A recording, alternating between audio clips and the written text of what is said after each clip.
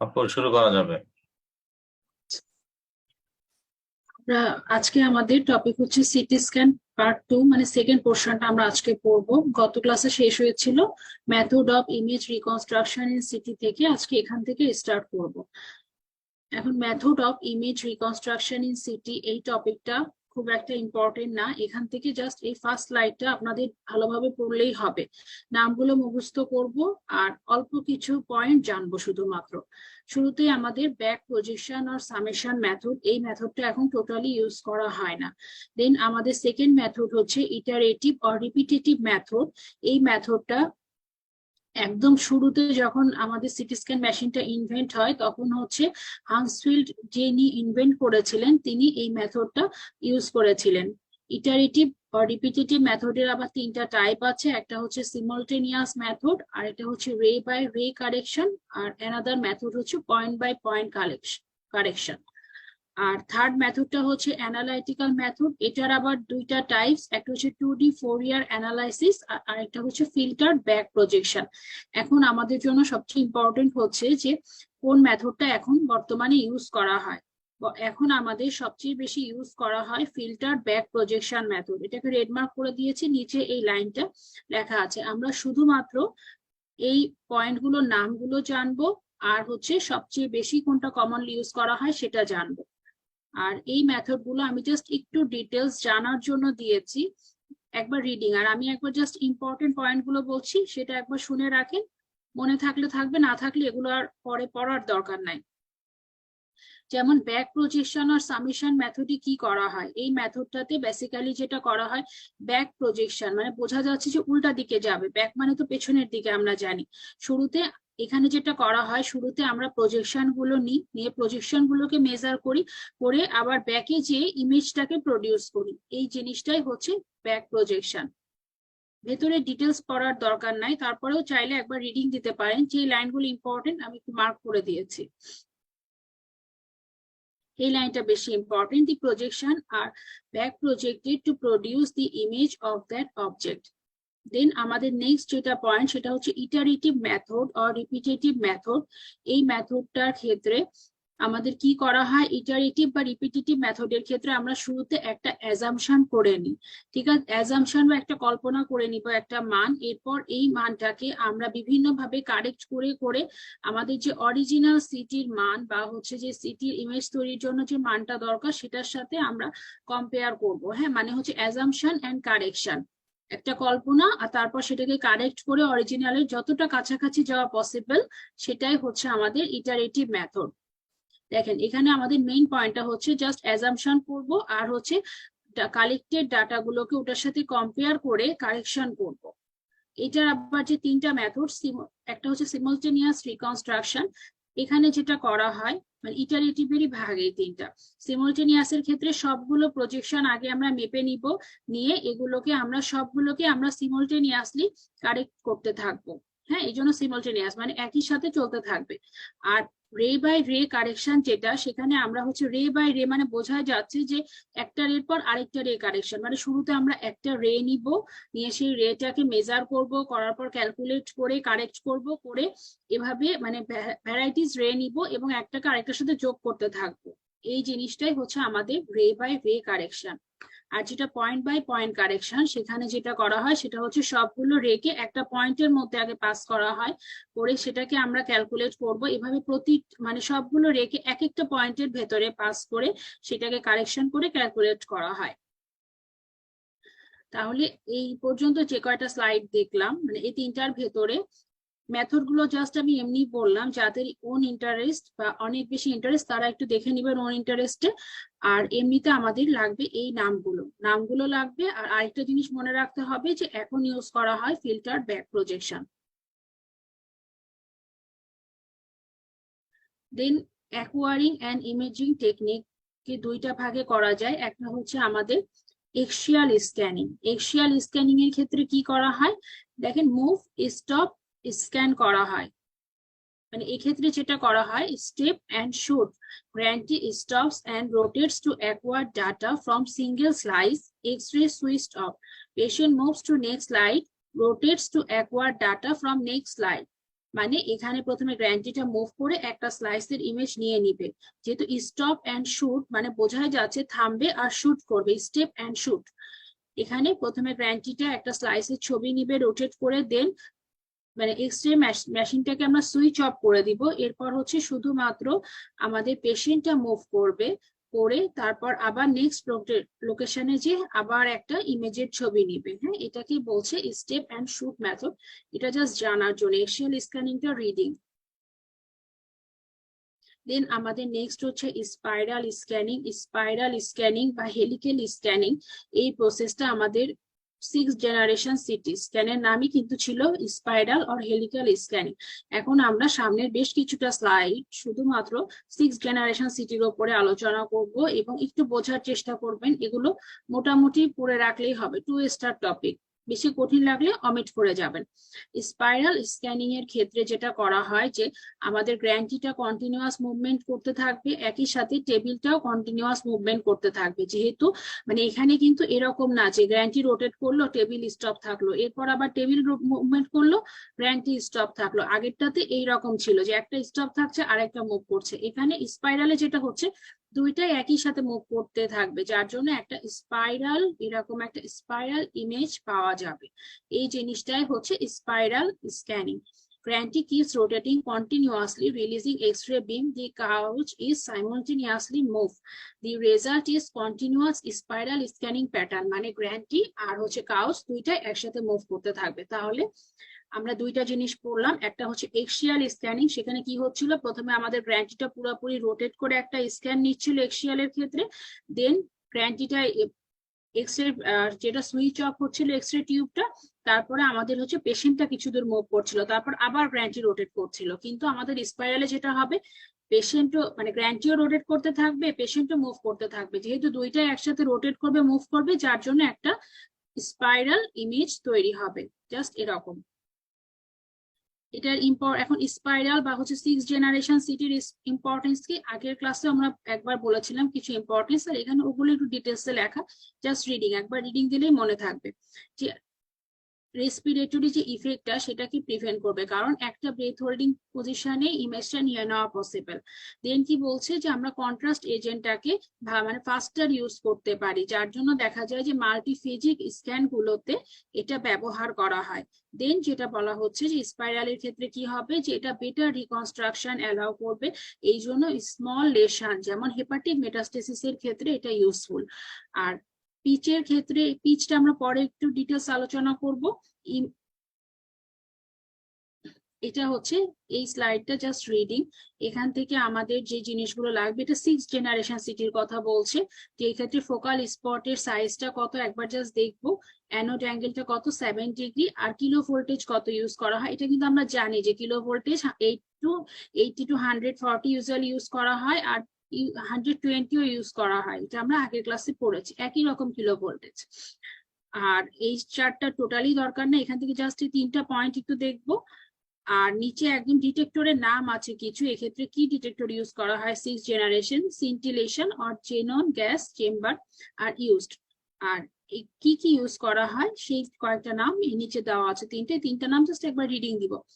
এই স্লাইডটা just reading, কঠিন মনে হলে অমিট করে যাবেন।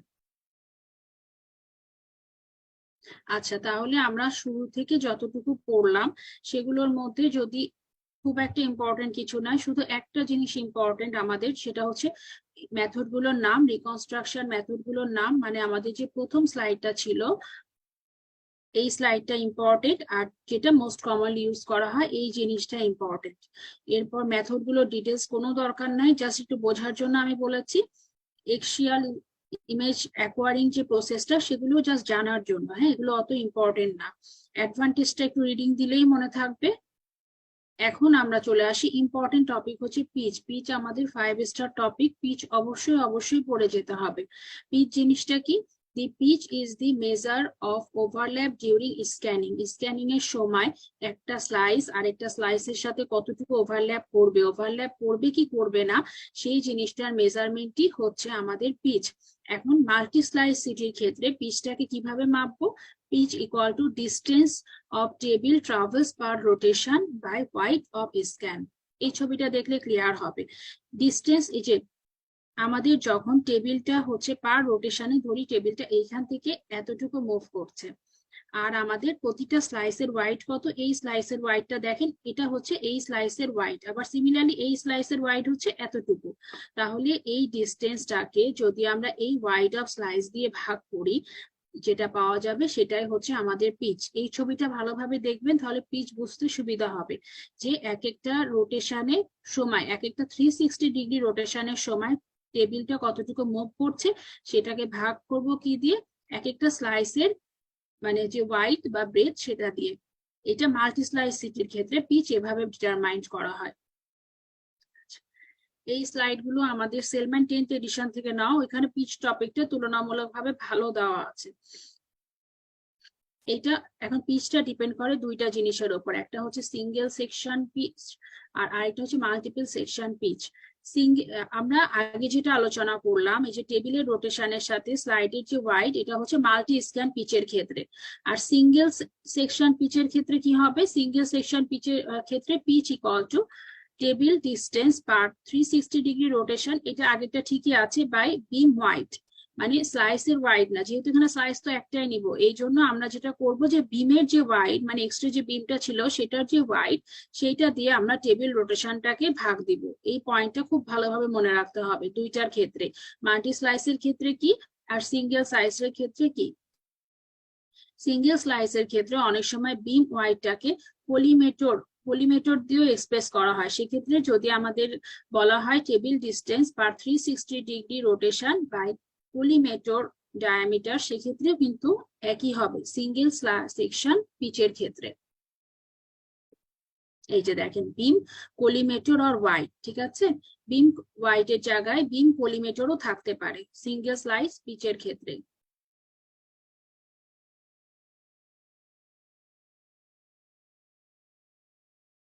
তাহলে এক্ষেত্রে আমরা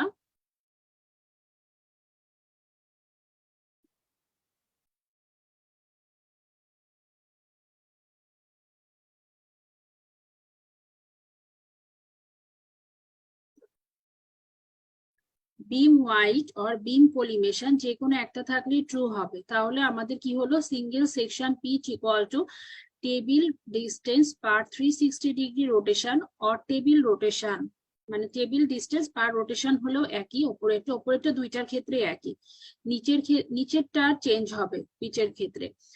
সিঙ্গেল সেকশন পিচের ক্ষেত্রে বিম ওয়াইড অর বিম কোলিমেশন যেটাই থাকুক এটা ট্রু হবে, আর যখন আমাদের মাল্টি স্লাইস সিটি হবে তখন নিচে চলে আসবে স্লাইস ওয়াইড।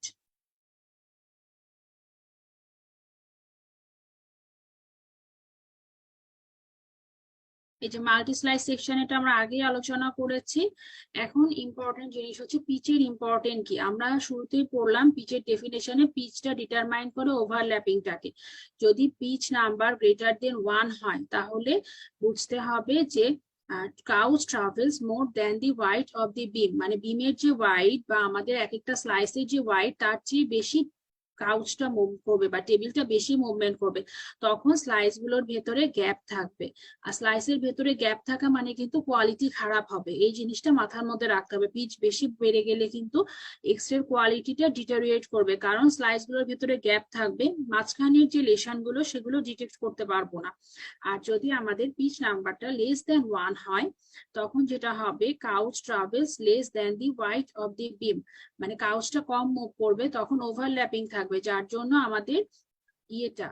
আমাদের দেখা যাবে যে এক্স এর কোয়ালিটি বেশি হবে, মানে ভালো হবে, কিন্তু টাইম বেশি লাগবে, যেহেতু ওভারল্যাপ করে থাকবে একটার উপর আরেকটা, তাহলে পুরাটার স্ক্যান নিতে বেশি সময় লাগবে। এই কথাগুলো এখানে একটু ডিটেলসে লেখা হয়েছে, হ্যাঁ, যে মানে সমান হলে কি হবে, গ্রেটার দেন 1 হলে কি হবে, লেস দেন 1 হলে কি হবে পিচ। ওই একই কথাই বলেছে, পিচ যদি গ্রেটার দেন 1 হয় তাহলে পেশেন্টের ডোজটা কমে যাবে, কিন্তু ইমেজ কোয়ালিটিও খারাপ হয়ে যাবে সাথে। আমি একটু আগে যেটা বললাম, যেহেতু মোর দেন 1 মানে কি, পিচটা যদি মোর দেন 1 হয় তার মানে হচ্ছে কোনো প্রকার ওভারল্যাপিং নাই মানে স্লাইস গুলোর ভেতরে গ্যাপ থাকবে, তাহলে দ্রুত স্ক্যানটা নিয়ে নিতে পারবে। আর যেখানে স্ক্যানিং টাইম কম সেখানে আমাদের পেশেন্টের ডোজটা কম লাগবে। কিন্তু আবার মাঝখানে মাঝখানে যদি গ্যাপ থাকে তাহলে আমাদের ইমেজ কোয়ালিটিটা ডিটোরিয়েট করবে, এই জিনিসটা এখানে বলা হচ্ছে। আর লেস দেন 1 হলে ঠিক তার উল্টাটা হবে। এটা হায়ার পিচ নাম্বার মানে কিছু না, হায়ার পিচ নাম্বার মানে হচ্ছে greater than 1, pitch greater than 1 হলে কি কি অ্যাডভান্টেজ পাবো? Lower radiation dose, quick scan. কিন্তু ডিসঅ্যাডভান্টেজ হচ্ছে আমাদের ডিক্রিজ ইমেজ কোয়ালিটি আর মোর স্পার্সলি স্যাম্পলড। এখন মাল্টি স্লাইস স্ক্যানিং জিনিসটা কি? মাল্টি আমরা তো সিঙ্গেল স্লাইস বললাম, multi slice multi detector scanning বলা হয়। এগুলোর ক্ষেত্রে আমরা multiple parallel rows of detector use করি। মাল্টি স্লাইস স্ক্যানিং এর ক্ষেত্রে আমরা multiple parallel rows of detector scan করি ইউজ করি। আর সিঙ্গেল স্লাইসের ক্ষেত্রে আমরা single rho of detector use করি। এই যে 5 রোজ অফ ডিটেক্টর ইউজ করা হচ্ছে, এটা হচ্ছে আমাদের মাল্টি স্লাইস স্ক্যানিং। অ্যাডভান্টেজেস ওই একই সেম, যে ফাস্টার scan, better dynamic image, thinner slice যেহেতু মানে যত দ্রুত স্ক্যান করবে, আর মাল্টি স্লাইস মানে থিন স্লাইস পাওয়া যাবে, 3D ইমেজ নেওয়া যাবে। এখন মাল্টি স্লাইস ডিটেক্টরের মানে কতগুলো টাইপ আছে, এটা খুব একটা ইম্পর্টেন্ট না। মাল্টি স্লাইস ডিটেক্টর টপিকটা কিন্তু অনেক বেশি ইম্পর্টেন্ট না, এই টপিকটা আমরা হচ্ছে 2 স্টার দিয়ে পড়বো।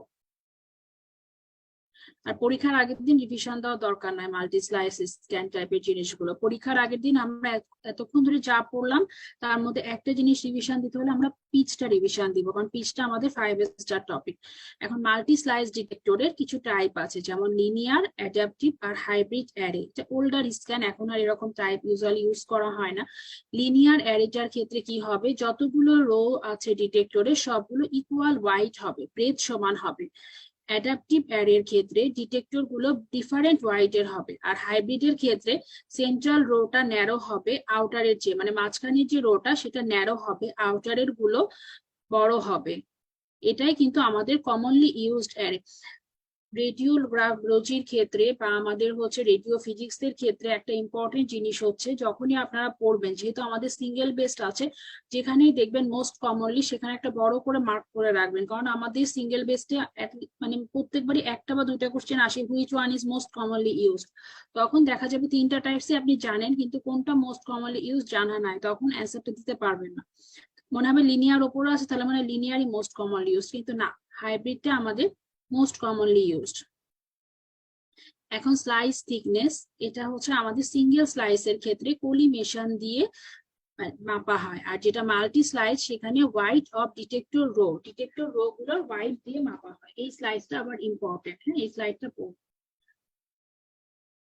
এটা আমাদের হচ্ছে সিঙ্গেল স্লাইস আর মাল্টি স্লাইস সিটির ভেতরে ডিফারেন্স কি?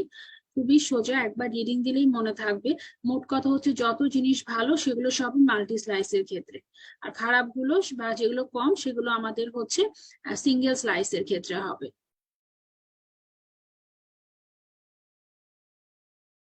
এবার চলে যায় ডুয়েল এনার্জি সিটি বা স্পেকট্রাল সিটি। এই টপিকটা টোটালটাই রিডিং, খালি 2-1টা লাইন লাগবে, আমি সেগুলো পড়ার সময় বলে দিব। জাস্ট জানার জন্য একবার রিডিং দিবেন, এটা পরীক্ষার আগের দিন পড়ার দরকার নাই। আর এখন শুনে যতটুকু মনে থাকবে ওইটা দিয়ে যদি অ্যান্সার করতে পারেন করবেন, আদারওয়াইজ 2-1টা পয়েন্ট জাস্ট দাগাই দিব, 2-1টা পয়েন্ট একটু দেখে যাবেন। ডুয়েল এনার্জি সিটি থেকে বোঝা যাচ্ছে যে 2টা এনার্জি ইউজ করা হয়, বা এটা আরেকটা নাম স্পেকট্রাল সিটি। জিনিসটা কি? The image from a CT study is representation of total attenuation per voxel within the image subject. Dual energy সিটিটা মানে যেটা বলা হচ্ছে যে একটা সিটির ক্ষেত্রে আমরা জানি যে আমরা গত ক্লাসে আমরা পিক্সেল কি ভক্সেল কি আলোচনা করেছি। ভক্সেলের ভেতরে যে টোটাল এই মানে অ্যাটেনিউশন কোএফিসিয়েন্ট জিনিসগুলো, লিনিয়ার অ্যাটেনিউশন কোএফিসিয়েন্ট, সেটা আমরা টোটালটা মেপে সিটির ইমেজ দেওয়া হয়। এই জন্য দেখা যায় একটা ছোট ভক্সেলের ভেতরে যে স্ট্রাকচার সেগুলোকে সেপারেট করা যায় না নর্মাল সিটির ক্ষেত্রে, কিন্তু আমরা ডুয়েল এনার্জি সিটি ইউজ করে ফটো ইলেকট্রিক ইফেক্টের মাধ্যমে আমরা ডিফারেন্ট ম্যাটেরিয়াল গুলোকে সেপারেট করতে পারি। এইটাই হচ্ছে আমাদের ডুয়েল এনার্জি সিটির ইউজফুলনেস। তাহলে এক্ষেত্রে আমরা 2টা পয়েন্ট মনে রাখবো, ফটো ইলেকট্রিক ইফেক্ট আর ডিফারেন্ট ম্যাটেরিয়ালটাকে সেপারেট করা হবে ডুয়েল এনার্জি সিটিতে। কোথায়? একই ভক্সেলে। যখন এইটা পড়বেন তখন আমাদের দাগায় রাখতে হবে যে একই ভক্সেলের ভেতরে আমরা হচ্ছে ফটো ইলেকট্রিক ইফেক্টের মাধ্যমে ডিফারেন্ট এলিমেন্ট গুলোকে সেপারেট করবো। আর দুইটা যেহেতু ডুয়েল এনার্জি, তাহলে দুইটা এক্স রে সোর্স থাকবে 140 কিলো ভোল্টেজ, আর আরেকটা হচ্ছে 80 আর 100 কিলো ভোল্টেজ ইউজ করা হবে। কত ডিগ্রিতে থাকবে টিউবগুলো? 90 ডিগ্রিতে থাকবে। তাহলে যে কয়টা পয়েন্ট দাগায় দিলাম ডুয়েল এনার্জি সিটি থেকে, খালি এই কয়টা পয়েন্ট জানলেই হবে। একই ভক্সেলের ভেতরে ডিফারেন্ট ম্যাটেরিয়াল গুলোকে এরা সেপারেট করবে কার মাধ্যমে? ফটো ইলেকট্রিক ইফেক্টের মাধ্যমে।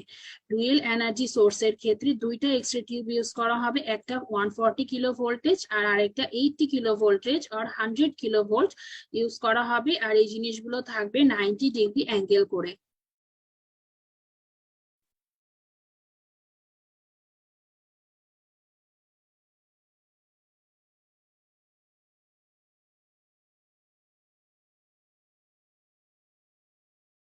দেন আমরা চলে যাই, এখন আমাদের ডুয়েল এনার্জি সিটির কিছু টেকনিক আছে, এগুলো জাস্ট একবার রিডিং দিলেই হবে, ইম্পর্টেন্ট কিছু না। আগের স্লাইডে যে পয়েন্টগুলো বলেছি ওগুলো ইম্পর্টেন্ট, এগুলো মার্ক করে রাখবেন আর একটু পড়ে রাখবেন।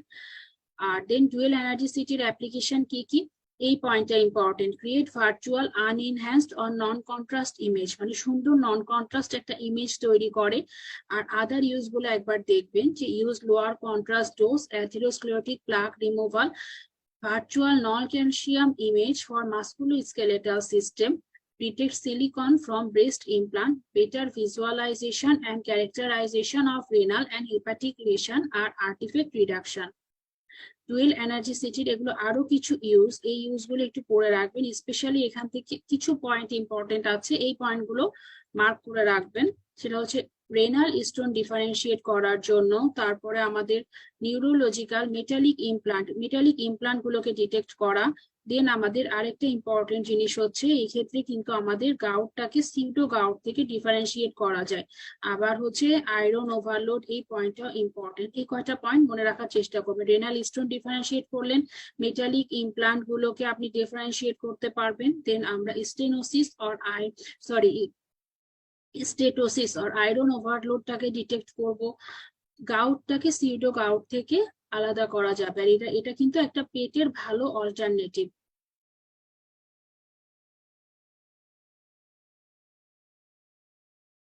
তাহলে ডুয়েল এনার্জি সিটি থেকে যে কয়টা পয়েন্ট দাগায় দিলাম, এই কয়টা পয়েন্ট একটু দেখবো। আগেরটা থেকে আমরা রেড মার্ক করা এই পয়েন্টটা দেখবো, আর একদম শুরু স্লাইড থেকে যে 3-4টা লাইন দাগানোর সময় বললাম ওই কয়টা লাইন দেখবো, তাহলে ইনশাল্লাহ হয়ে যাবে। এরপর আমরা চলে যাই সিটি ইমেজ কোয়ালিটি। টপিকটা ইম্পর্টেন্ট। সিটি ইমেজ কোয়ালিটি থেকে রিজলিউশন থেকে গত দেখলাম 2বার কোশ্চেন আসছে, এই জন্য এই টপিকটা আমরা 3 স্টার দিয়ে বলবো।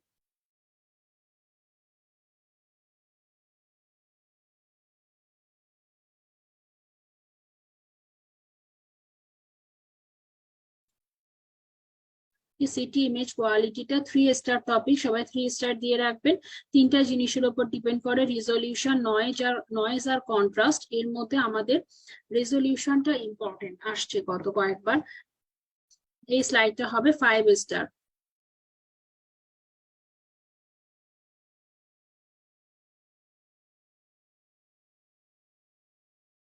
5 স্টার টপিক আমাদের। স্পেশাল রিজলিউশনটা কার কার উপর ডিপেন্ড করে? রেজলিউশন জিনিসটা কি? It is the ability of CT scanner to display separate images of two object place closely together. তার মানে যে দুটো অবজেক্ট ক্লোজলি টুগেদার তাদেরকে সেপারেট ভাবে ডিসপ্লে করার যে অ্যাবিলিটি, সেটাই আমাদের রেজলিউশন। এটা কতগুলো ফ্যাক্টরের উপর ডিপেন্ড করে।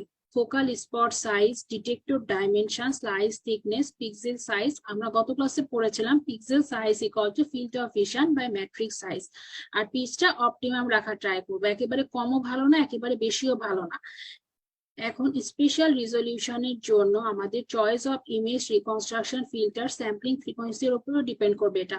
আর স্পেশাল রিজলিউশন ইন সিটি কত? 5/15।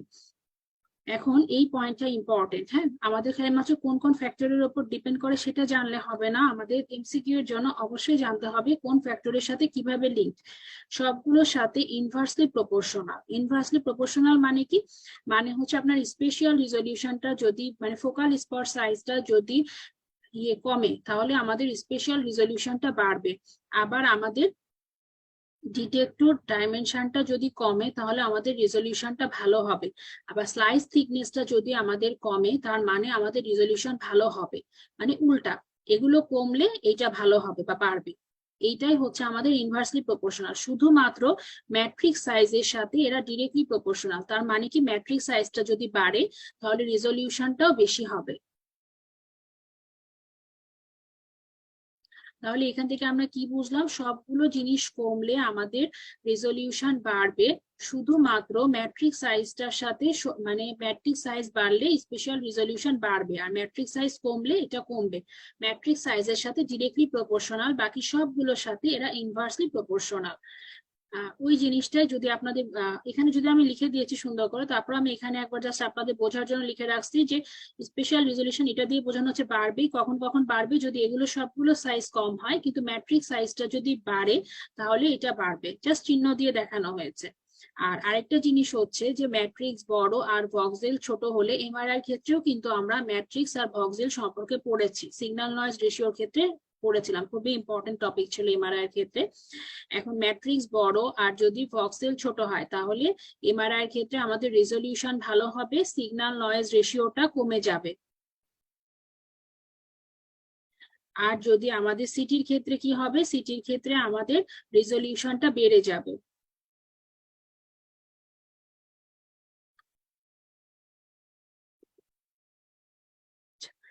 এখন আমাদের নয়েজ জিনিসটা কি, এই পোর্শনটা দরকার নাই, হ্যাঁ এটা দরকার নাই, আপনারা শুধুমাত্র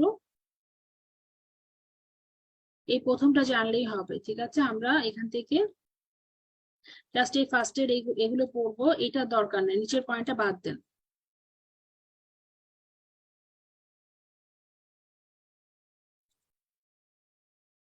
শুধু উপরেরটা দেখলেই হবে, নিচের পোর্শনটুকু দেখার দরকার নাই।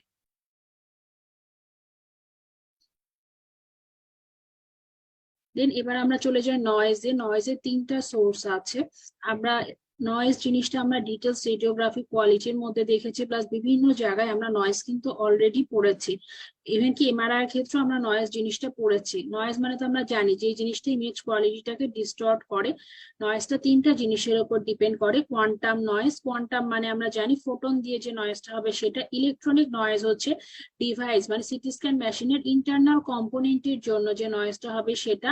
আর স্ট্রাকচারাল নয়েজ হচ্ছে রিকনস্ট্রাকশন প্রসেসের সময় যে মানে রিকনস্ট্রাকশন প্রসেস যেগুলো আমরা আগে পড়েছি, যেমন ব্যাক প্রজেকশন, ইটারেটিভ মেথড, বা আমাদের হচ্ছে যেটা হচ্ছে ফিল্টার ব্যাক প্রজেকশন, সেগুলোর ক্ষেত্রে যে নয়েজ তৈরি হবে রিকনস্ট্রাকশনের জন্য সেটা আমাদের স্ট্রাকচারাল নয়েজ।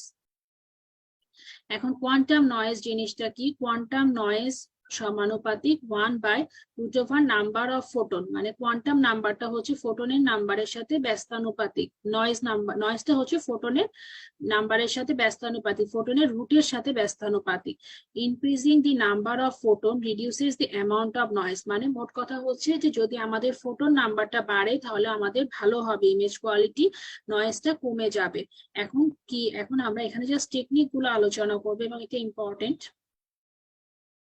যে ফোটন রিডিউসেস দি মানে increase number of photon reduces the amount of noise by following way, মানে নয়েজটা কি কিভাবে কমবে, যদি আমরা টিউব কারেন্টটা বাড়ায় দিই তাহলে নয়েজ কমবে, তারপর আমরা যদি রোটেশন টাইমটা বাড়ায় দিই তাহলে নয়েজ কমবে। Doubling slice thickness, slice thickness double করলেও আমাদের নয়েজটা কমবে।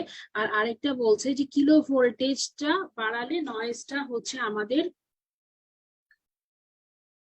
kilovolt, increasing the tube kilovoltage also increases photon influx, কিন্তু এটা ডিরেক্টলি প্রপোর্শনাল না। কেন, কারণ হচ্ছে এটা কিলোভোল্টেজ মানে ফোটনের যে আমাদের ইনফ্লাক্স সেটা আমাদের কিলোভোল্টেজ স্কোয়ারের সমানুপাতিক। এটা আমরা সব জায়গায় পড়েছি যে কোনো জিনিসই কিলোভোল্টেজ, যেমন এক্স রে প্রোডাকশনে আমরা পড়েছিলাম এক্স রেটা কিলো ভোল্টেজের সাথে ডিরেক্টলি প্রপোর্শনাল না, কিলো ভোল্টেজের স্কোয়ারের সাথে প্রপোর্শনাল। প্রতিটা জিনিসই কিন্তু যেগুলো কিলো ভোল্টেজের সাথে সমানুপাতিক সেগুলো ম্যাক্সিমামই কিলো ভোল্টেজের মানে স্কোয়ার বা কিলো ভোল্টেজের ডাবলের সমানুপাতিক হয়। এখন আমরা চলে যাই কন্ট্রাস্টে। হ্যাঁ, কন্ট্রাস্ট ফ্যাক্টরস ইনফ্লুয়েন্সিং কন্ট্রাস্ট, কোন কোন জিনিসগুলো কন্ট্রাস্টকে ইনফ্লুয়েন্স করে, এই ফ্যাক্টর গুলো ইম্পর্টেন্ট। তাহলে আমাদের কার কার ওপর ডিপেন্ড করছে ইমেজ কোয়ালিটি, সেটা আমাদের কন্ট্রাস্টের ওপর ডিপেন্ড করছে, নয়েজের ওপর আর রেজলিউশনের ওপর। এই এই টপিকটা আমাদের 3 স্টার টপিক। এর মধ্যে আমাদের ইম্পর্টেন্ট হচ্ছে স্পেশাল রিজলিউশনটা, এটা আমাদের 5 স্টার টপিক। বাকিগুলো আমরা দেখবো। প্রতিটা জিনিস ইম্পর্টেন্ট এগুলো, হ্যাঁ, তিনটায় আমাদের ভালোভাবে পড়তে হবে, যে কন্ট্রাস্ট, নয়েজ আর হচ্ছে রিজলিউশন, এই তিনটা কিভাবে ইমেজটাকে এফেক্ট করছে আর কোনটা কিসের উপর ডিপেন্ডেন্ট আমাদের অবশ্যই জানতে হবে। এখন আমরা চলে আসি আজকের সবচেয়ে ইম্পর্টেন্ট টপিক। সিটি স্ক্যান থেকে মাত্র 3 থেকে 4টা টপিক ইনফিনিটি স্টার, তার মধ্যে একটা হচ্ছে সিটি আর্টিফ্যাক্ট। ইনভেরিয়েবলি প্রতিবার কোশ্চেন আসে, এবং আমি আপনাদেরকে আগেও বলেছি যে যখনই আপনারা এমআরআই, সিটি বা আর হচ্ছে আলট্রাসোনোগ্রামের আর্টিফ্যাক্ট করবেন, কাইন্ডলি একটা বড় পেজ নিয়ে 3টা চার্ট করে ফেলবেন, যে সিটি, এমআরআই, আলট্রাসোনোগ্রাম লিখে পাশাপাশি আর্টিফ্যাক্ট গুলো লিখে ফেলবেন, যেগুলো তিনটাতেই কমন। যেমন মোশন আর্টিফ্যাক্ট 3টার মধ্যে যে কোনোটাতেই হতে পারে। এই মোশন আর্টিফ্যাক্টটা ধরেন আপনারা কমন গুলো একসাথে লিখবেন ওপরে, কমন গুলো এমসিকিউতে দিবে না। আর যেগুলো আপনার ভ্যারিয়েবল, যেটা শুধুমাত্র আলট্রাসোনোগ্রামের ক্ষেত্রে হয় সেটা আলাদাভাবে মার্ক করবেন, যেটা সিটির ক্ষেত্রে হয় সেটা আলাদাভাবে লিখবেন, আর যেটা এমআরআই এর ক্ষেত্রে স্পেসিফিক সেটা আলাদাভাবে লিখবেন। যেমন একটা এক্সাম্পল দিয়ে, আমাদের আলট্রাসোনোগ্রামের ক্ষেত্রে আমরা দেখেছিলাম যে acoustic enhancement, posterior acoustic shadow, এই জিনিসপাতিগুলো কিন্তু শুধুমাত্র আলট্রাসোনোগ্রামের ক্ষেত্রে হয়, এগুলো ভালোভাবে লিখে রাখবেন। আবার সিটির ক্ষেত্রে যেমন আমরা পড়ার সময় দেখবো যে আমাদের হচ্ছে অনেকগুলো বিম হার্ডেনিং আর্টিফেক্ট, তারপর আমাদের ফোটন স্টারভেশন আর্টিফেক্ট, স্ট্রেকিং, এগুলো শুধুমাত্র সিটির ক্ষেত্রে হয়। আর এমআরআই এর ক্ষেত্রে আমরা দেখবো যে এমআরআই এর ক্ষেত্রে আমাদের কেমিক্যাল শিফট, এই টাইপের বেশ কিছু আর্টিফেক্ট আছে যেগুলো শুধুমাত্র এমআরআই এর ক্ষেত্রে হয়। এগুলোকে আমরা আলাদা আলাদা চার্ট করে সুন্দরভাবে নোট করে ফেলবো। এখন সিটি আর্টিফেক্ট গুলো 3 ভাগে বেস্ট করে ভাগ করা হয়েছে, এগুলো একবার দেখলেই বুঝতে পারবেন। ফিজিক্যাল, পেশেন্ট আর হার্ডওয়্যার বেসড, এটাকে আবার 2 ভাগে ভাগ করেছে। হার্ডওয়্যারটাকে স্ক্যানার আর হেলিক্যাল অর মাল্টি স্লাইস। এখন ফিজিক্যাল বেসড আর্টিফেক্ট গুলোর ভেতরে কি কি আছে? কাপিং, স্ট্রেকিং, দেন বিম হার্ডেনিং, এটার ভিতরে 2 টাইপস, কাপিং, স্ট্রেকিং। ফোটন স্টারভেশনটাও স্ট্রেকিং এর ভেতরে পড়ে যায়, 3 নম্বরে আলাদাভাবে না লিখলেও হবে। কাপিং, স্ট্রেকিং, ফোটন স্টারভেশন, এই তিনটা একসাথে মনে রাখবেন। পার্শিয়াল ভলিউম এভারেজ, অ্যালিয়েজিং আর্টিফেক্ট, অ্যালিয়েজিংটা কিছুই না, এটা আমরা আল্ট্রাসাউন্ডের ক্ষেত্রেও পড়েছি, আন্ডার স্যাম্পলিং। ট্রাঙ্কেশন আর্টিফেক্ট, যেটা আমরা এমআরআই এর ক্ষেত্রে পড়বো বা পড়েছি। আর রড আর্টিফেক্ট জিনিসটা কি? রড আর্টিফেক্ট জিনিসটা হচ্ছে when a high contrast object vary in shape and position। অনেক ডিটেলস দরকার নাই, জাস্ট রড আর্টিফেক্ট থেকে এই একটা লাইন মনে রাখলে হবে। যে কোনো আর্টিফেক্টের ক্ষেত্রে সবচেয়ে ইম্পর্টেন্ট হচ্ছে আর্টিফেক্ট গুলোর নাম। এই আর্টিফেক্ট গুলোর নাম খুব ভালোভাবে মুখস্থ করে রাখতে হবে। দেন আমাদের নেক্সট হচ্ছে পেশেন্ট বেস আর্টিফেক্ট, এটা সব জায়গায় হয়। Motion artefact, clothing artefact, jewellery artefact, metallic artefact, সব জায়গায় হবে। এগুলো আলাদাভাবে এমসিকিউতে আসার কথা না, তবে যদি what are the artifacts of CT তখন চলে আসবে মোশন আর্টিফেক্ট, তখন আবার ট্রু হবে। হার্ডওয়্যার বেসড আর্টিফেক্ট, রিং আর্টিফেক্টটা ইউজুয়ালি সিটির ক্ষেত্রে হয়, খুব ভালোভাবে মনে রাখতে হবে। আদার আর্টিফেক্টের নামগুলো সবগুলো নাম পড়ে রাখবেন। এখন আমরা চলে যাই আর্টিফেক্ট কোনটা কি জিনিস। বিম হার্ডেনিং, আমরা বিম হার্ডেনিং জিনিসটা কি? কিছুটা ফিল্টার টাইপের, হ্যাঁ, যে আমরা জানি আমরা যে এক্সরেটা ইউজ করি সেটা হচ্ছে পলি এনার্জেটিক। পলি এনার্জেটিক মানে কি? লো এনার্জি ফোটন আছে, হাই এনার্জি ফোটন আছে। এখন যখন এক্সরেটা বা আমাদের যে রেডিয়েশনটা সেটা যখন পেশেন্টের বডি দিয়ে পাস করে, তখন দেখা যায় যে যেগুলো কম মানে লো এনার্জি সেগুলো তাড়াতাড়ি অ্যাবজর্ব হয়ে যায়। পেরিফেরি থেকে যখন রেডিয়েশনটা সেন্টারের দিকে যাবে, তখন পেরিফেরিতে লো এনার্জি ফোটন গুলো অ্যাবজর্ব হয়ে যাবে। তখন দেখা যাবে কি হবে, যে আমাদের যে রেডিয়েশন সেটার এভারেজ এনার্জিটা বেড়ে যাবে। এটাকে বলছে হায়ার মিন বিম এনার্জি, মানে মিন বিম এনার্জিটা বেড়ে যাবে। এই কথাটা এখানে লিখেছে যে an x-ray beam has photon of different energy, তার মানে আমাদের এক্সরে বিমটা হচ্ছে পলি এনার্জেটিক। কিন্তু যখন আমাদের বিমটা পাস করবে, মানে একটা ডেন্স এরিয়া থেকে, দি লোয়ার এনার্জি ফোটন গুলো অ্যাবজর্ব হয়ে যাবে, তখন হায়ার এনার্জি ফোটন গুলো থেকে যাবে এবং সেটা এভারেজ বা হায়ার মিন বিম এনার্জি করে দিবে। তখন কি হবে? This focally increase mean beam energy is interpreted as being due to passing through a low attenuating material relative to surrounding area, and lower Hounsfield unit is assigned and the image is represented as more black। তাহলে এই কথাগুলোর মানে কি? একটা ছবি দেখলে আপনাদের বেশি ক্লিয়ার হবে। যে মানে যখন হচ্ছে আমাদের হায়ার বিম এনার্জিটা বেড়ে গেল, তখন মানে সবাই তখন মনে হবে কি যে ওই এনার্জিটা ওই এরিয়া থেকে আসছে, হায়ার বিমটা পাস করে গিয়েছে, তার মানে ওখানে একটা লো অ্যাটেনিউয়েটিং ম্যাটেরিয়াল আছে। লো অ্যাটেনিউয়েটিং ম্যাটেরিয়াল থাকার কারণে, আর আমরা জানি যে যেসব জিনিসের অ্যাটেনিউয়েশন কম, যেমন এয়ারের অ্যাটেনিউয়েশন সবচেয়ে কম, ওটা সবচেয়ে বেশি কালো। ঠিক আছে, তাহলে হান্সফিল্ড ইউনিট এয়ারের সবচেয়ে কম, ওই জন্য ওই এরিয়াতে একটা মানে সবচেয়ে কম অ্যাটেনিউয়েশনটাকে অ্যাসাইন করা হবে এবং আলটিমেটলি ওই জায়গাটা ব্ল্যাক দেখা যাবে।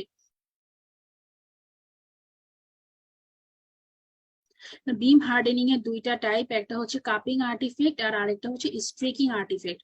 কাপিং আর্টিফেক্ট জিনিসটা কি? কাপিং আর্টিফেক্ট হচ্ছে যে সেন্টার অফ দি অবজেক্টটা থিকেস্ট থাকে আর পেরিফেরিটা থাকে হচ্ছে সাইডে, যার জন্য বিমটা বেশি হার্ডার হয়ে যায় সেন্টারে then at the periphery and assign lower Hounsfield unit. এটাকেই বলা হয় বিম হার্ডেনিং। এই ছবিটা দেখলে আপনাদের ক্লিয়ার হবে। এই যে আমাদের ধরেন এটা একটা ইমেজ বা এটা আমাদের বডির ক্ষেত্রে আমরা চিন্তা করি অ্যাবডোমেনের সেন্ট্রালি তো ওবেসিটি সবচেয়ে বেশি থাকে না, যেটাকে সেন্ট্রাল ওবেসিটি বলি। দুই সাইডের ফ্ল্যাঙ্কে আমাদের হচ্ছে ডায়ামিটার কম, তার মানে এক্সরেটা মানে বেশি পাস করছে, কিন্তু যখন আমাদের হচ্ছে ভেতরের দিকে যাবে তখন দেখা যাবে যে বিমটা হার্ডেন হয়ে গিয়েছে, সাইড থেকে ভেতরে যেতে যেতে ম্যাক্সিমাম এনার্জিটা অ্যাবজর্ব হয়ে যাবে, যে মাঝখানে যে ফোটন গুলো স্ট্রাইক করবে সেগুলো হবে হাই এনার্জি ফোটন, এবং এই জিনিসগুলো যখন বের হবে তখন মনে হবে যে এই জায়গাটায় মনে হয় কোনো লো অ্যাটেনিউয়েটিং ম্যাটেরিয়াল ছিল, বা এমন কোনো ম্যাটেরিয়াল ছিল যেটা বেশি অ্যাবজর্ব করতে পারেনি এক্সরেটাকে বা বেশি স্ক্যাটার করতে পারেনি, এই জন্য তখন ওই জায়গাটায় আমরা হচ্ছে লো হান্সফিল্ড ইউনিটটাকে অ্যাসাইন করব, এবং যার জন্য দেখা যাবে যে সেন্টারটা কালো দেখা যাচ্ছে। হ্যাঁ, মানে লো হান্সফিল্ড ইউনিট অ্যাসাইন করা মানে কালো, কিন্তু আসলে জিনিসটার পুরাটা ডেন্সিটি কিন্তু সমান ছিল, কিন্তু যেহেতু আমাদের বিমটা হার্ডেনিং হয়ে গিয়েছে বা মিন বিম এনার্জি বেড়ে গিয়েছে, তার মানে বেশি এনার্জির ফোটন বের হয়ে গিয়েছে ওই জায়গা থেকে, তখন মনে হচ্ছে যে এই জায়গাটায় হয়তোবা আমাদের একটা লো অ্যাটেনিউয়েটিং ম্যাটেরিয়াল ছিল যেটা বেশি ফোটন অ্যাবজর্ব করতে পারেনি, ওই জন্য ওই জায়গায় আমরা একটা লো হান্সফিল্ড ইউনিট অ্যাসাইন করেছি। এটাই আমাদের কাপিং আর্টিফেক্ট। কাপিং আর্টিফেক্টটা ইউজুয়ালি মোস্ট কমন কোথায়? Posterior fossa or CT scan of head due to dense petrous bone. Dense পেট্রাস বোনের জন্য আমাদের কাপিং আর্টিফেক্ট হবে। এই যে এখানে দেখেন পুরো জিনিসটার ডেন্সিটি কিন্তু আসলে সমান, কিন্তু এইদিকে যেহেতু দুইটা অনেক ডেন্স স্ট্রাকচার আছে, এরা ম্যাক্সিমাম লো এনার্জি ফোটন গুলোকে অ্যাবজর্ব করে নিয়েছে দুইটা পেট্রাস বোন, যার জন্য এর মাঝখানে একটা ছোট্ট কালো একটা এরিয়া দেখা যাচ্ছে, ব্ল্যাক এরিয়া, মানে লো হান্সফিল্ড ইউনিট অ্যাসাইন করা হয়েছে এর মাঝখানে, কিন্তু আসলে কিন্তু এই পুরাটার ডেন্সিটি সমান, এই দিকেরও যে ডেন্সিটি এইখানেরও সেই ডেন্সিটি, কিন্তু এখানে যেহেতু দুইটাই বেশি অ্যাবজর্ব হয়ে গিয়েছে এই সাইডের পেট্রাস বনে এবং এই সাইডে মাঝখানের জায়গায় একটা লো ডেন্সিটি দেখা যাচ্ছে, এইটাই আমাদের কাপিং আর্টিফেক্ট। এটার সলিউশন কি? প্রি পেশেন্ট ফিল্টার, মানে শুরুতেই পেশেন্টের সামনে একটা ফিল্টার রেখে লো এনার্জি ফোটন গুলোকে আগে থেকে অ্যাবজর্ব করে নিব, যেন সেগুলো পরবর্তীতে যে মানে সামনে এক এক জায়গায় ভ্যারিয়েবল ডেন্সিটি না তৈরি করে। বোটাই ফিল্টার ইউজ করা যেতে পারে, আর বাকি দুটো একবার দেখে নিব। Applying appropriate algorithm, avoiding high x-ray absorbing disease, মানে পেট্রাস বোনটাকে পারতপক্ষে অ্যাভয়েড করার চেষ্টা করব যদি এই টাইপের এক্সরে গুলো আমরা করি।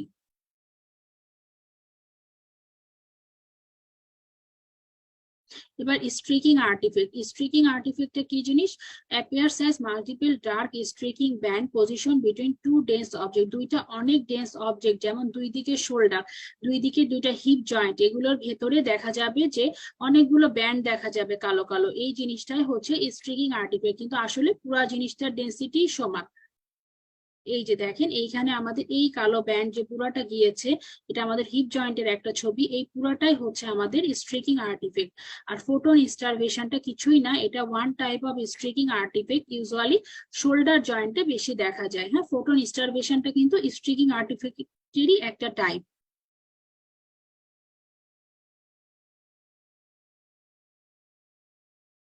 এই যে এটা ফোটন আর্টিফেক্টের কথা বলছে, এই আর্টিফেক্টটা তখন হবে যখন পেশেন্টের আর্মটা সাইড বাই সাইড থাকবে তখন। আদার এক্সাম্পল কোথায়? শোল্ডার জয়েন্ট, হিপ জয়েন্টে থাকতে পারে।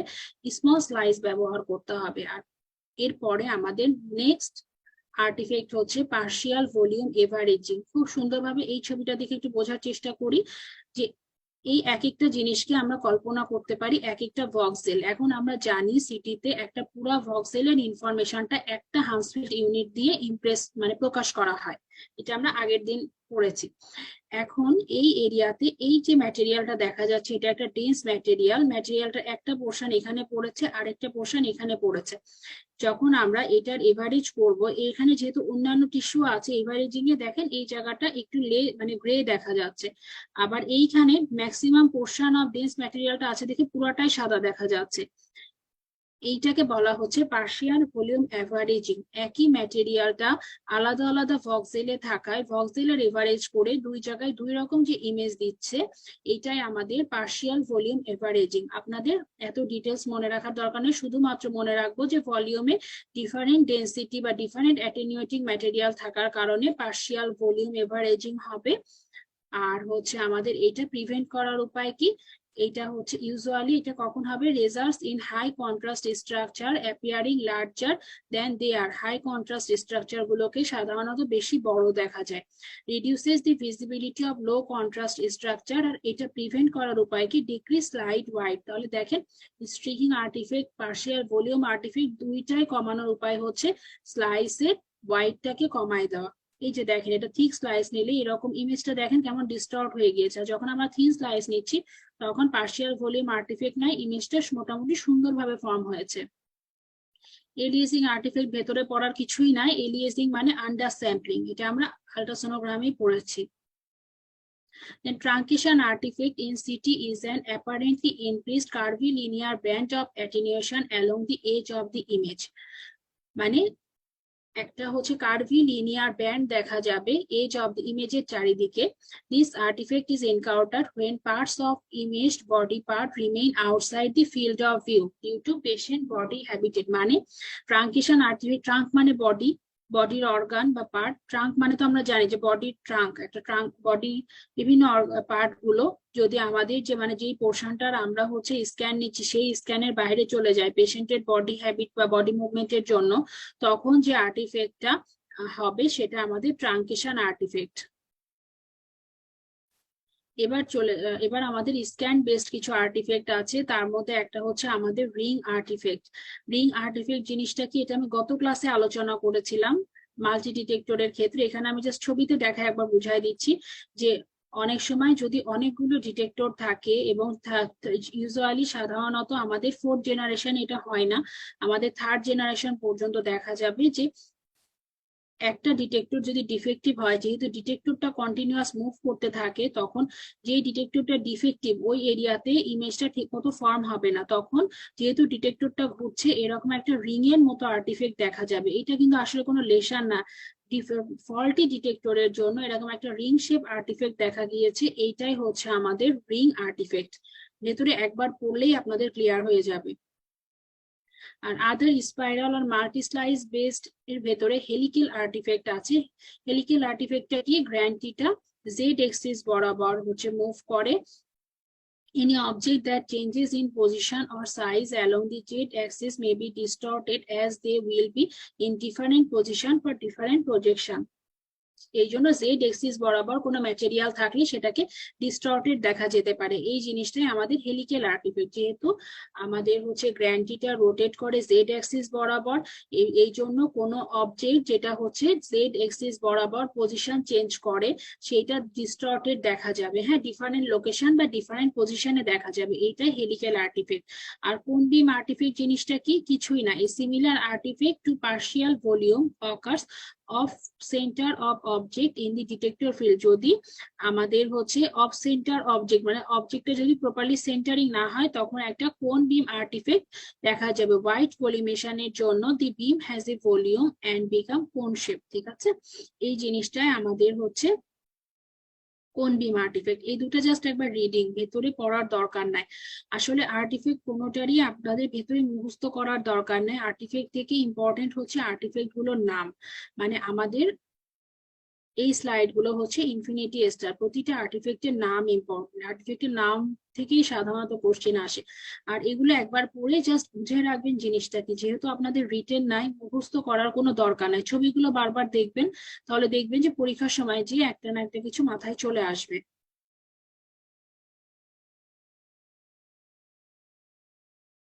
হ্যাঁ, এবার এই এমসিকিউটা আসছিল আমাদের প্রিভিয়াস এক্সামে। City artefact, ringing artefact. True হবে অবশ্যই। একটু আগে আমরা পড়লাম যে ডিটেক্টরের ডিফেক্টের জন্য রিং শেপ ফর্ম হয়। স্ট্রিকিং আর্টিফেক্ট ট্রু হবে, কারণ দুইটা শোল্ডার বা দুইটা হিপের ভেতরে মাল্টিপল যে ব্ল্যাক ব্যান্ড দেখা যাচ্ছিল সেটাই আমাদের স্ট্রিকিং আর্টিফেক্ট। বিম হার্ডেনিং আর্টিফেক্ট তো ডেফিনেটলি ট্রু, যেহেতু বিম হার্ডেনিং এরই একটা টাইপ হচ্ছে স্ট্রিকিং আর্টিফেক্ট। আর এলিয়েজিং মানে কি, ইনকমপ্লিট স্যাম্পলিং বা আন্ডার স্যাম্পলিং, এটা সব জায়গায় হতে পারে। সিটি এমআরআই মানে সিটি আলট্রাসোনোগ্রাম যে কোনো ক্ষেত্রে aliasing artifact possible. Then if patient is off-centered in a CT grantee, what happens? CT grantee তে patient off-center হলে আমরা কি জানি, আর্টিফেক্ট হবে। মানে patient off-centered মানে আর্টিফেক্ট। এক্ষেত্রে আমাদের রিকনস্ট্রাকশন আর্টিফেক্ট দেখা যাবে।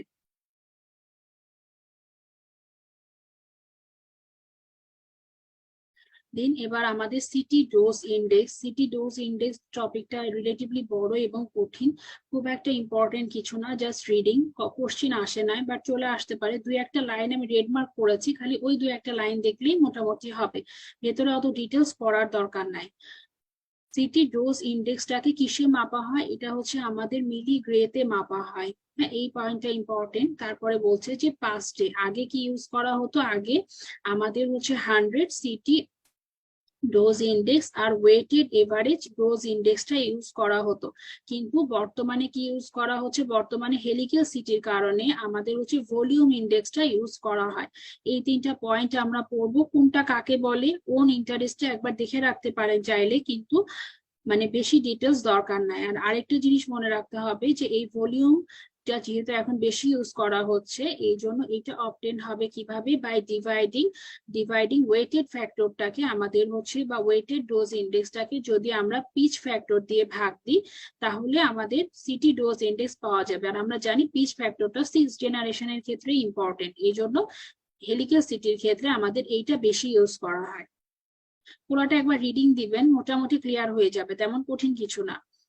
আর আমাদের ডোজটা কার কার ওপর ডিপেন্ড করে, এই জিনিসটা একবার পড়বেন। টিউব কারেন্টের ওপর ডিপেন্ড করবে, রোটেশন টাইমের ওপর, পিচের ওপর, আর কিলো ভোল্টেজের ওপর, কোনটার সাথে কেমন লিঙ্ক একবার দেখে নিবেন।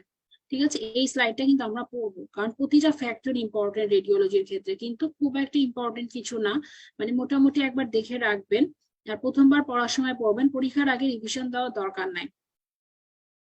আর ইফেক্টিভ ডোজ জিনিসটা কি, আমরা জানি যে এক একটা অর্গানকে এক একটা অর্গানের রেডিয়েশন সেন্সিটিভিটি এক এক রকম। হ্যাঁ, এই মানে অর্গান সেন্সিটিভিটিটাকে মেজার করা হয় ইফেক্টিভ ডোজ দিয়ে, ঠিক আছে। আর এখানে লেখা আছে সিটি ডোজ কার ক্ষেত্রে কত, পুরাটা আমাদের দরকার নাই, আমরা জাস্ট জেনে রাখবো কার ক্ষেত্রে বেশি কার ক্ষেত্রে কম। যেমন হেডের ক্ষেত্রে দেখেন 60 অনেক বেশি, চেস্ট আর অ্যাবডোমেনের ক্ষেত্রে এটা একটা কম, এরকম একটু কম্পেয়ার করে দেখে রাখবেন। কিন্তু মানে মানগুলো মুখস্থ করার দরকার নাই, বা এটার জন্য ব্রেনে আলাদা স্ট্রেস দেওয়া দরকার নাই। আরেকটা জিনিস মনে রাখতে হবে, ইফেক্টিভ ডোজের ইউনিট হচ্ছে মিলি সিভার বা জুল পার কেজি।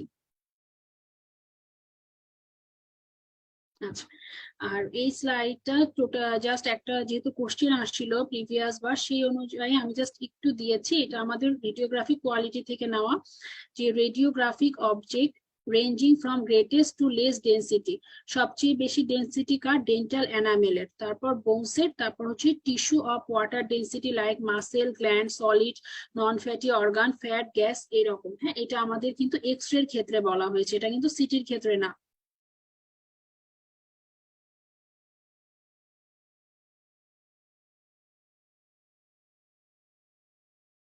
এটা কিন্তু এক্স রে বা প্লেন রেডিওগ্রাফের ক্ষেত্রে এটা বলা হয়েছে যে আমাদের ডেন্সিটিটা এরকম হবে, যে ওপরের দিকে ডেন্টাল অ্যানামিলের সবচেয়ে বেশি, এরপর বোন, এরপর water density structure, muscle, gland আলাদাভাবে বোঝা যাবে না, আর হচ্ছে এরপর ফ্যাট, এরপর গ্যাস। কিন্তু আমাদের হচ্ছে ইয়ের ক্ষেত্রে, আমাদের সিটির ক্ষেত্রে কিছুটা ভ্যারি করবে, কারণ সিটির ক্ষেত্রে যেহেতু আমরা প্রতিটা স্ট্রাকচার আলাদাভাবে বুঝতে পারি, ইভেন বোনস এর ভেতরেও আমরা হচ্ছে কর্টিক্যাল বোন, ক্যান্সিলাস বোন, কম্প্যাক্ট বোন, এগুলোকে আলাদাভাবে বুঝতে পারি, এই জন্য সিটির ক্ষেত্রে এটা ভ্যারি করবে।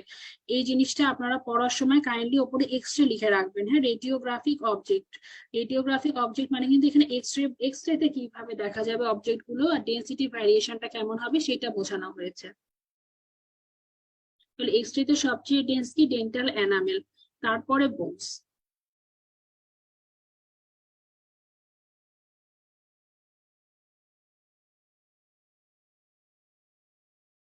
এইটা আমাদের একবার আসছে, গতবার বা তার আগের বার, most dense structure and city.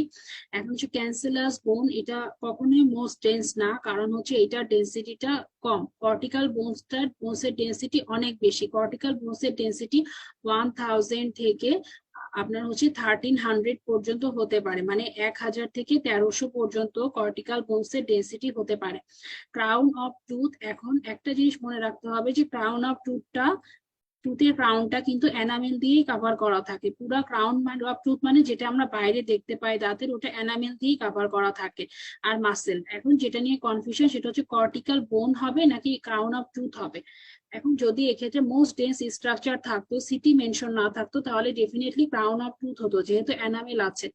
কিন্তু সিটির ক্ষেত্রে কর্টিক্যাল বোনস হয় বেটার হবে এই অর্থে, কারণ ক্রাউন অফ টুথটা ইউজুয়ালি সিটিতে ওভাবে আমরা দেখি না। সিটির ক্ষেত্রে আমরা বেসিক্যালি জাস্ট বোনস গুলোই বেশি দেখি সিটির ক্ষেত্রে।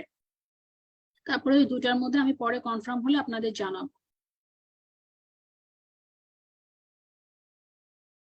তাহলে যদি এখানে ক্রাউন অফ টুথ না থাকতো তাহলে কনফার্ম অ্যান্সার হতো কর্টিক্যাল বোন। আর যদি most dense structure in CT থাকতো, মানে most dense structure in radiography থাকতো, তাহলে অ্যান্সার হতো ক্রাউন অফ টুথ, যেহেতু টুথে এনামেল আছে। এটা মনে রাখতে হবে। আর এখন আমাদের লো ডোজ সিটি থেকে জাস্ট এই জিনিসগুলো মনে রাখতে হবে যে মানে উন্নত দেশগুলোতে স্ক্রিনিং এর জন্য লো ডোজে সিটি স্ক্যান করা হয় সাধারণত কিসের ক্ষেত্রে, ক্যান্সার স্ক্রিনিং এর ক্ষেত্রে। এটা কিন্তু একবার আসছে, low dose CT is used for screening of lung cancer. Then আমাদের কম্পিউটেড অ্যাঞ্জিওগ্রাফি বা হচ্ছে কম্পিউটেড টোমোগ্রাফিক অ্যাঞ্জিওগ্রাফি, এটা হচ্ছে একটা ইমেজ টেস্ট যেটার মাধ্যমে এক্স রে দিয়ে আমরা ব্লাড ভেসেল গুলোকে দেখে থাকি। এখানে কি করা হয়, এখানে হচ্ছে একটা intravenous injection of contrast media দেওয়া হয়, তারপর টার্গেট অর্গানটাকে স্ক্যান করা হয়।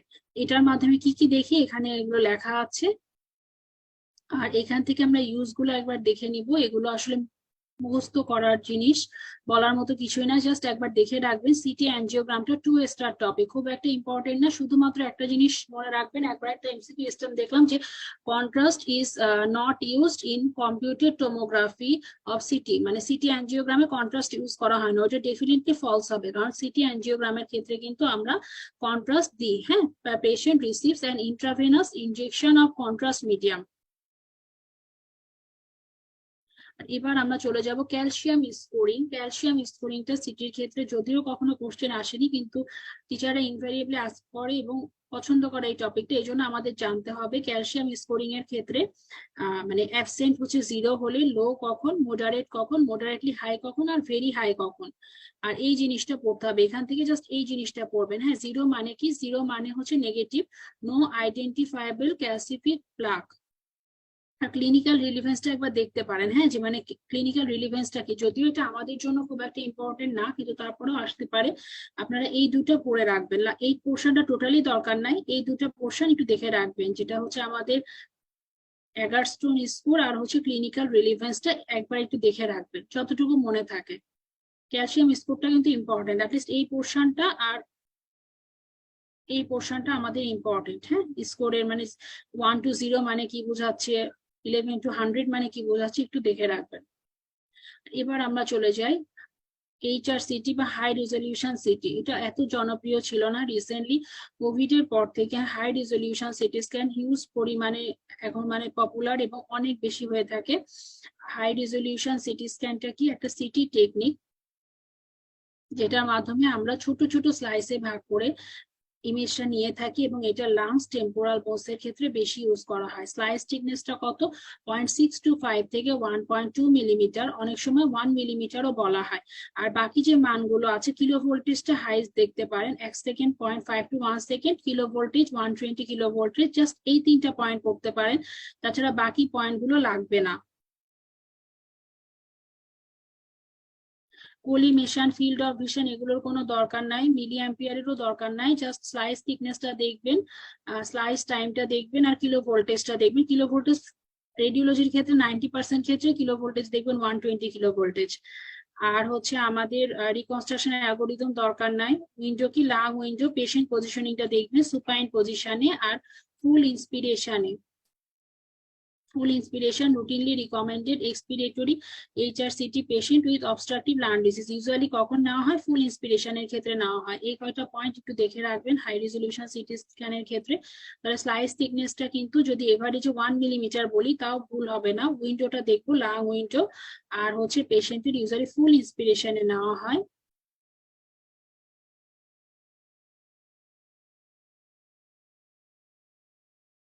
দেন আমাদের ইন্ডিকেশন গুলো আমাদের জাস্ট মুখস্থ এখানে আসলে বলার কিছু নাই খালি মাত্র একবার কোশ্চেন আসছিল in COVID-19 pneumonia which is the modality of choice তখন হচ্ছে HRCT অ্যান্সার হবে আর এবার আমরা দুই একটা ছোট জিনিস যেগুলো সাধারণত এখনো কোশ্চেনে আসে নাই বাট সিটি থেকে এখন অনেক ভ্যারিয়েবল কোশ্চেন আসছে যেমন লো ডোজ সিটি থেকে গতবার কোশ্চেন আসছে এই জন্য দুই একটা লাইন জেনে রাখা ভালো এগুলো রিডিং হ্যাঁ জাস্ট একবার করে দেখবেন মুখস্থ করার দরকার নাই যেমন আলট্রা হাই রেজলিউশন সিটি এটার ক্ষেত্রে স্লাইস থিকনেস কত দেখেন ওখানে কি ছিল 1 মিলিমিটারের অ্যারাউন্ড মানে HRCT তে আর আলট্রা হাই রেজলিউশন সিটিতে 0.25 মিলিমিটার এটা কখন ইউজ করা হয় টেম্পোরাল বোনস ইউজুয়ালি মনে রাখবেন টেম্পোরাল বোনস এর অসিকলের ক্ষেত্রে বেশি ইউজ করা হয় আর এছাড়া আদার ইউজ গুলো পড়বেন তবে যদি কিছু মনে না থাকে তাহলে মনে রাখবেন এটার ফুল ফর্ম কি আলট্রা হাই রেজলিউশন সিটি আর টেম্পোরাল বোনের অসিকল দেখার ক্ষেত্রে এটা ব্যবহার করা হয় আর আরেকটা জিনিস হচ্ছে সিটি ফ্লোরোস্কোপি আসলে অত বেশি ইম্পর্টেন্ট কিছু না জাস্ট রিডিং সিটি ফ্লোরোস্কোপির ক্ষেত্রে আমাদের হচ্ছে দেখতে হবে যে 180 ডিগ্রি রোটেশন হয় 5 ফ্রেম পার সেকশন নেওয়া হয় আর সিটি ফ্লুরোস্কোপির একটা ডিসঅ্যাডভান্টেজ হচ্ছে হাই স্কিন ডোজ আমরা জানি যে কোনো ফ্লুরোস্কোপিতে স্কিনের ওপর খারাপ ইফেক্ট পড়ে এখানেও একটা হাই স্কিন ডোজ থাকে জাস্ট বোল্ড করা তিনটা লাইন দেখবেন আর আরেকটা জিনিস হচ্ছে সিটি স্ক্যানের কিন্তু এগুলো ভ্যারিয়াস সিটি স্ক্যানের এক একটা টাইপ যেমন একটা হাই রেজলিউশন সিটি স্ক্যান একটা ultra high resolution CT scan একটা তারপর সিটি ফ্লুরোস্কোপি থেকে জাস্ট এই তিনটা পয়েন্ট লিখে রাখবেন আর নেক্সট হচ্ছে আমাদের কোন বিম সিটি কোন বিম সিটিটা কি জিনিস কোন শেপ এক্সরে বিম ইউজ করা হয় আর এখানে দুইটা ডাইমেনশনাল ডিটেক্টর ইউজ করা হয় আর এটার ইউজ কি এটা সবচেয়ে ইম্পর্টেন্ট ইউজ হচ্ছে আমাদের ডেন্টালের ক্ষেত্রে ইউজ করা হবে আর এক্সট্রিমিটির ক্ষেত্রে ইউজ করা হবে which city is most commonly used in dental sector তখন আমাদের অ্যান্সার হবে কোন বিম সিটি হ্যাঁ ম্যাক্সিলোফেশিয়াল সার্জারি ইমপ্ল্যান্ট সেকশনের ক্ষেত্রে ইউজ করা হয় আর এটা হচ্ছে এক্সট্রিমিটির ক্ষেত্রে বেশি ইউজ করা হয় বাকিগুলো একবার দেখে রাখবেন আর এটার অ্যাডভান্টেজ গুলো একবার রিডিং দিব ডিসঅ্যাডভান্টেজটা একবার দেখবো কিন্তু মনে রাখতে হবে ডেন্টাল আর এক্সট্রিমিটির ক্ষেত্রে আমাদের ইউজ করা হয় কোন বিম সিটি আর এখানে দুই ডাইমেনশনাল ডিটেক্টর থাকে এই তিনটা পয়েন্ট মনে রাখলেই হবে এই আমাদের মোটামুটি সিটি স্ক্যান হচ্ছে কমপ্লিট এখানে কোন বিম সিটিতে আমার এতদূর পর্যন্ত সিটি স্ক্যানটা পড়তে হবে এখন সিটি স্ক্যানটা একটু ডিটেলস পড়িয়েছি আমি মানে একটু ফাস্ট আলোচনা করা হয়েছে কিন্তু যদি বেশি কষ্ট হয় আপনাদের এত পড়ার দরকার নাই আমি ফার্স্টে একটা স্লাইড দেখিয়েছিলাম প্রথম ক্লাসের একদম শুরুতে যে কোন কোন টপিক গুলো 5 স্টার কোনটা হচ্ছে 3 স্টার কোনটা ইনফিনিটি স্টার আপনারা জাস্ট ওই স্লাইডের টপিক গুলো পড়বেন ভেতরে এত ডিটেলস পড়ার দরকার নাই কিন্তু যদি টাইম পান বা অনেকে আছে যে পড়তে অনেক পছন্দ করেন তারা বাকি জিনিসগুলো পুরোটা একবার রিডিং দিয়ে রাখতে পারেন কিন্তু এটা নিয়ে এক্সট্রা স্ট্রেস নেওয়ার দরকার নাই এই মোটামুটি সিটি কমপ্লিট আর সিটি স্ক্যান টপিকটা কোথা থেকে পড়বেন সিটি স্ক্যান একটা টপিক আমি বলবো যে আমার স্লাইডটা আমি গ্রুপে দিয়ে দিব আপনারা কাইন্ডলি একটু প্রিন্ট আউট বের করে নেবেন বা যারা স্লাইড দেখে পড়তে পারেন স্লাইড দেখে বইয়ে লিখে নেবেন আমি আমার সময় নিশো ফলো করেছিলাম নিশোটা দেখতে পারেন আর জেনেসিসের শিটেও দেখলাম সিটি স্ক্যানটা মোটামুটি ভালো গুছিয়ে দেওয়া আছে এছাড়া আমি অন্যান্য বইও পড়েছি অন্যান্য বইগুলোতে খাপছাড়া টপিক বইয়ের যে পয়েন্টগুলো ইম্পর্টেন্ট আমি হচ্ছে ছবি তুলে আমার স্লাইডে দিয়ে দিয়েছি তাহলে আপনারা নিশোটাকে স্ট্যান্ডার্ড ধরে যারা লিখতে চান লিখে ফেলতে পারেন মানে এক্সট্রা পয়েন্ট গুলো আর যারা মনে করেন যে টোটালি আলাদা পড়বেন আমার স্লাইডটা প্রিন্ট আউট বের করে পড়তে পারেন আর যদি যদি আপনারা আরো ডিটেলস পড়তে চান জেনেসিসের শিটেও মোটামুটি ভালো আছে ওইটাকে স্ট্যান্ডার্ড ধরে এক্সট্রা পয়েন্ট গুলো লিখে রাখতে পারেন আমার স্লাইড থেকে বা আমি পড়ানোর সময় যেগুলো বলেছি এই তাহলে আজকের মতো এখানেই শেষ করছি সবাইকে থ্যাংক ইউ